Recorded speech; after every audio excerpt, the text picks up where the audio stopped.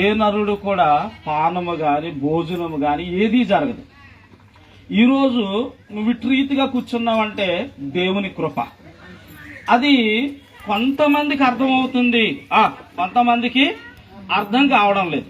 రెండవది, ఈ రోజు ఒక వ్యక్తిని మనం జ్ఞాపకం చేసుకున్నామంటే ఆమెను ఎవరో కూడా ఈ లోకానికి రమ్మని చెప్పలేదు, ఇక్కడి నుంచి వెళ్ళిపోమని కూడా ఎవరో చెప్పలేదు. అంటే ఒక వ్యక్తి లోకానికి రావడానికి, ఈ భూమి మీద బ్రతకడానికి, ఈ భూమి మీద నుంచి వెళ్ళిపోవడానికి అన్నిటికీ ఎవరు కారణం చెప్పాలి. మీరు నాకన్నా సీనియర్లు, ఇక్కడ కూర్చున్న వాళ్ళందరూ ఏజ్ లో పెద్దోళ్ళు ఉన్నారు, కొద్దిమందే చిన్నోళ్ళు. చెప్పాలి ఎవరు కారణం? వెనకాల దేవుడు ఉన్నాడు. ఆయనకే యేసయ్య, ఆయనకే బైబిల్ ఏమని పేరు పెట్టిందంటే సృష్టికర్త. ఏమని పేరు పెట్టిందండి?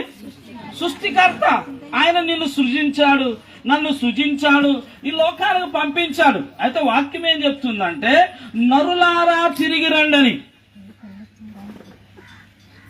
ఏమి రండని?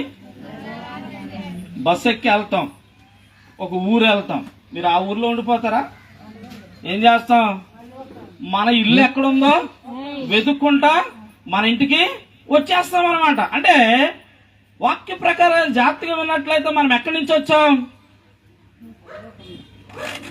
మీరెవరో